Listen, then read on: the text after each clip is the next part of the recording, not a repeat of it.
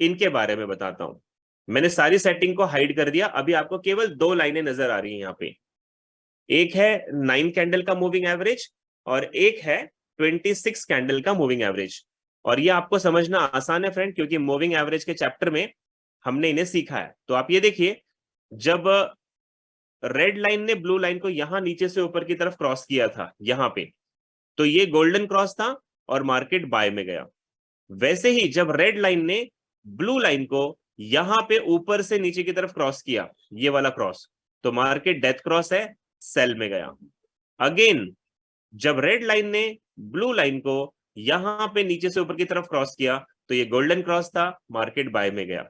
तो फ्रेंड आपको ये रेड और ब्लू कलर की जो लाइन है, इन्हें गोल्डन क्रॉस और डेथ क्रॉस के रूप में देखना होगा। तो ये आपको मार्केट के प्रेजेंट सीनियरों के बताएंगे कि मार्केट अप ट्रेंड रहेगा या डाउन ट्रेंड रहेगा। तो आई होप सो फ्रेंड आपको ये दोनों लाइनें समझ में आई होंगी। अब मैं वापस से सेटिंग में जाके आपको दूसरे फीचर्स के बारे में बताता हूं। तो अभी मैं ये टेनकेन सेन और केजुन सेन दोनों को बंद कर दूंगा, और मैं लैगिंग लाइन जो है चिकाउ स्पैन, जो ग्रीन कलर की लाइन आपको लिखवाई है, इसके बारे में बताऊंगा। अब आप देखिए, आपके चार्ट पे एक ग्रीन कलर की लाइन है। यहां पे ध्यान क्या देना है, जब ये ग्रीन कलर की लाइन कैंडल को क्रॉस करके नीचे आ गई यहां पे, तो ये आपसे यहां पे कह रही है सेल। और जब ये सेलिंग का सिग्नल दे रही है, तो आपका मार्केट उस वक्त यहां पे था, ये कैंडल, क्योंकि ये पिछले 26 कैंडल के बाद प्रेजेंट होगी। तो यहां पे आपको इसने सेल का सिग्नल दिया, आपने सेल किया और मार्केट सेलिंग में गया। दोबारा जब ये लाइन नीचे से ऊपर की तरफ क्रॉस करके आई, जैसे मैं आपको बताऊं, तो यहां पे देखिएगा, जब ये कैंडल को नीचे से क्रॉस करके पूरी तरीके से ऊपर आ गई यहां पे, तो यहां पे आने के बाद इसने बाय कहा, और जब इसने बाय कहा तो आपका मार्केट यहां पे था, और इसके बाद देखिए मार्केट बुलिश हुआ। अगेन ध्यान से देखिएगा फ्रेंड्स, साइडवेज मार्केट में ये काम नहीं करेगी।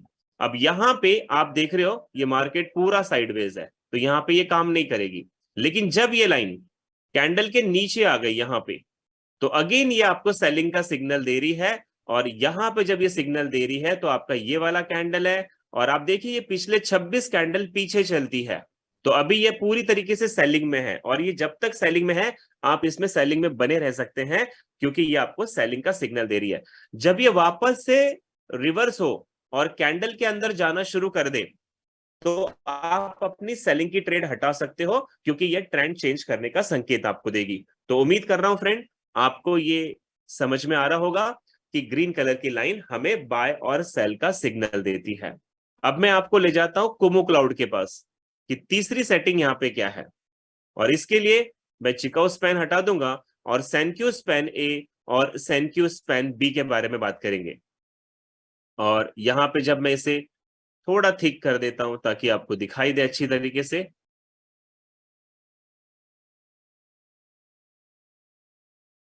और आप ये देखिए फ्रेंड, अच्छा इसका थोड़ा मैं सेटिंग में कलर भी भर देता हूं, एक minute.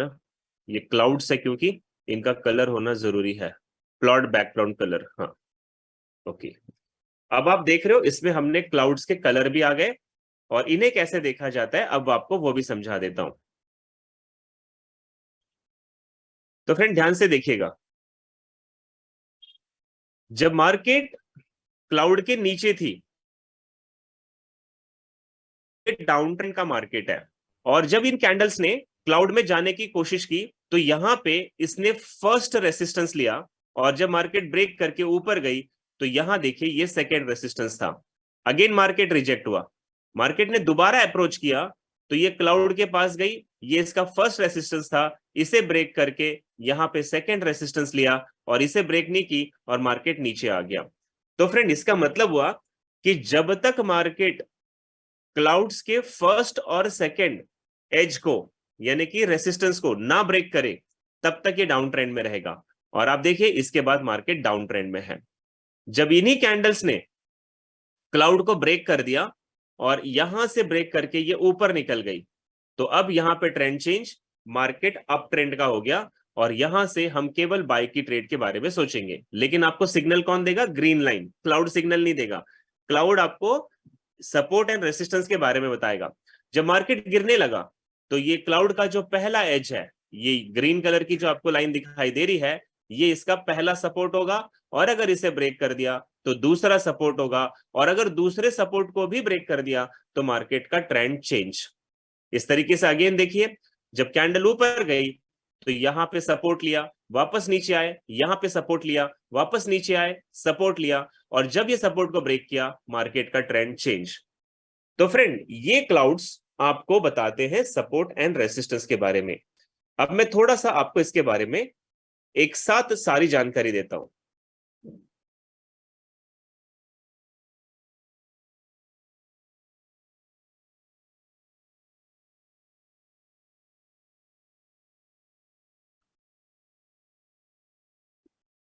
Just a second friend. Okay, एक मिनट दीजिएगा खाली, ताकि मैं सारी सेटिंग्स को ओपन कर दूं।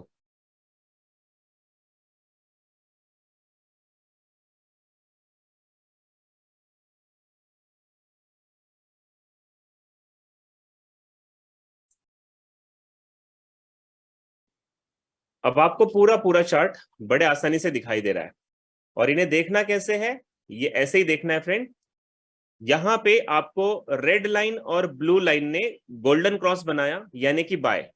और जब इन्होंने गोल्डन क्रॉस बनाया तो ये ग्रीन कलर की लाइन को देखिए, ये कैंडल से ऊपर आ चुकी थी, तो इसने भी बाय कहा, यहां पे गोल्डन क्रॉस ने भी बाय कहा, और ये क्लाउड आपका फ्यूचर में बन रहा है, इसने भी यहां पे बाय कहा, और ये तीनों सिग्नल एक लाइन में है, और आप बाय करेंगे, और आप देखिए यहां से मार्केट बुलिश हुआ।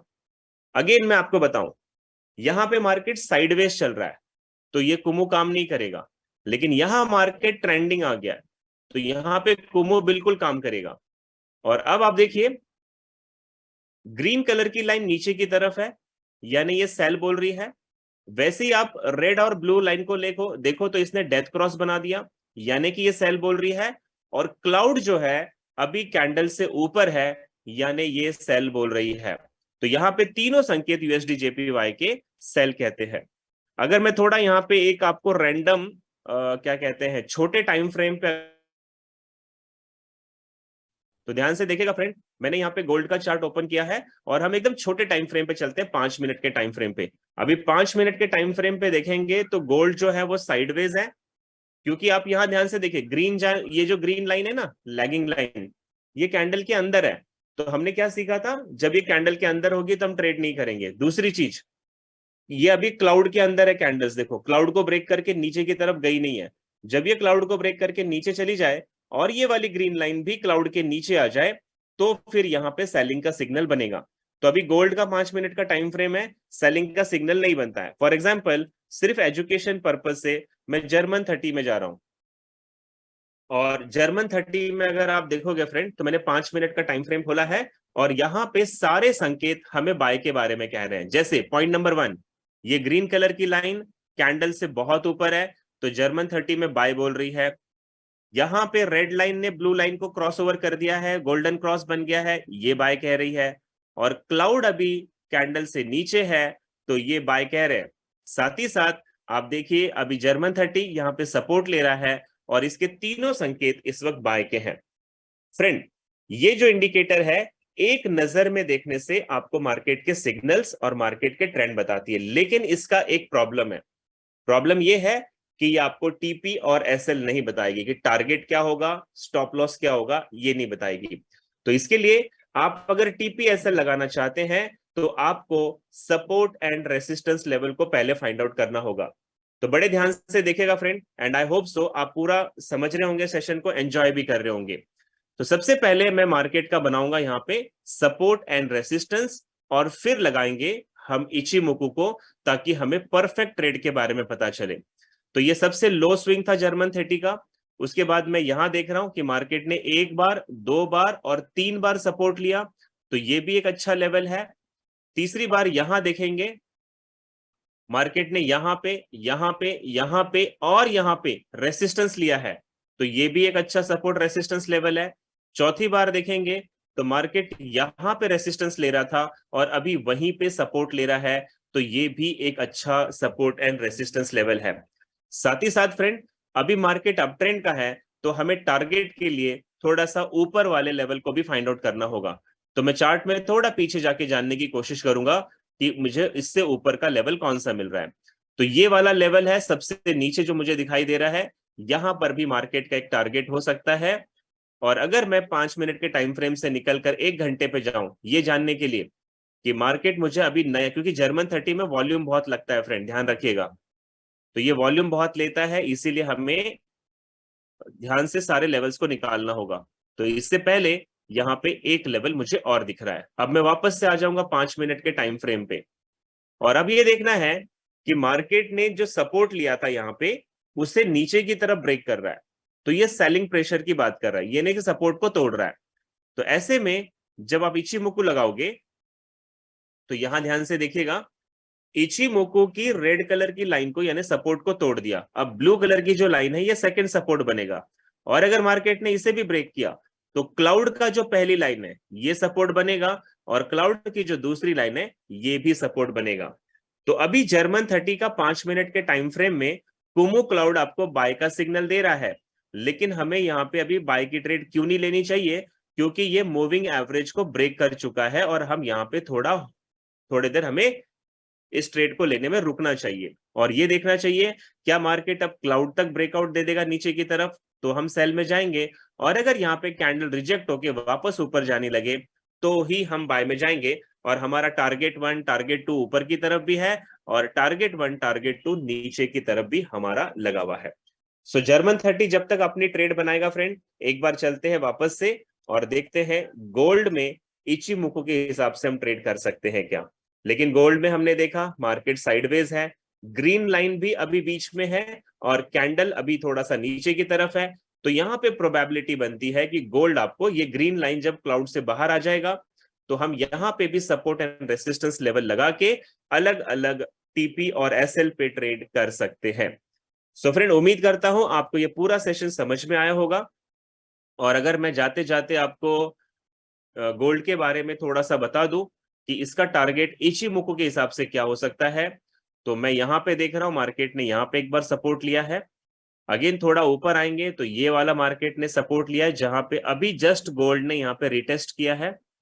थोड़ा और ऊपर जाके देखेंगे तो ये वाला लेवल है जहां पे मार्केट ने सपोर्ट एंड रेसिस्टेंस लिया है। और नीचे की तरफ थोड़ा अगर हम और जाएं, क्योंकि हमें नीचे के ट्रेंड्स को देखना है, तो ये वाला एक लेवल और है जहां पे मार्केट ने रेसिस्टेंस से सपोर्ट लिया है। तो ऐसे में फ्रेंड, अब अगर आप इचिमोकु लगाओगे तो आपको एग्जैक्टली पता चलेगा कि मार्केट में हमें सेलिंग करेंगे तो हमारा टीपी कहां होगा और एसएल कहां होगा। तो जैसे अभी ये वाली कैंडल 5 मिनट के टाइम फ्रेम पे है, और ये कैंडल क्लोज होने वाली है क्योंकि सिर्फ 15 सेकंड बचे हैं। साथ ही साथ ग्रीन लाइन जो है वो कैंडल से नीचे आ चुकी है, तो ये सेलिंग सिग्नल है। यहाँ पे आप ब्लू और रेड लाइन को देखोगे तो इन्होंने डेथ क्रॉस बना दिया, ये भी सेलिंग सिग्नल है। साथ ही साथ जो कैंडल है वो क्लाउड के फर्स्ट और सेकंड सपोर्ट दोनों को ब्रेक करके नीचे आ चुकी है, तो ये सेलिंग सिग्नल है।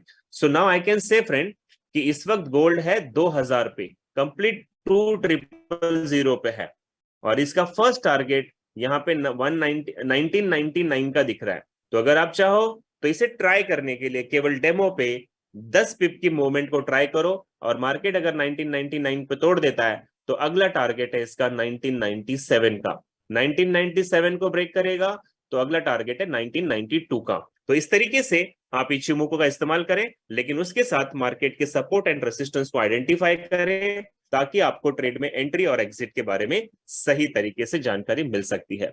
सो होप करता हूं फ्रेंड आज का सेशन आपको एंजॉय किया होगा, कुछ नई लर्निंग मिली होगी। और सबसे इंपॉर्टेंट बात आपको बता दूं, कल हमारा लास्ट डे होगा, और कल मैं बिल्कुल लाइव सेशन जाने वाला हूं, और हमने जितनी भी चीजें सीखी हैं इन 20 दिनों में वो पूरी की पूरी चीज 21वें दिन में एक ही चार्ट पर हम अप्लाई करेंगे।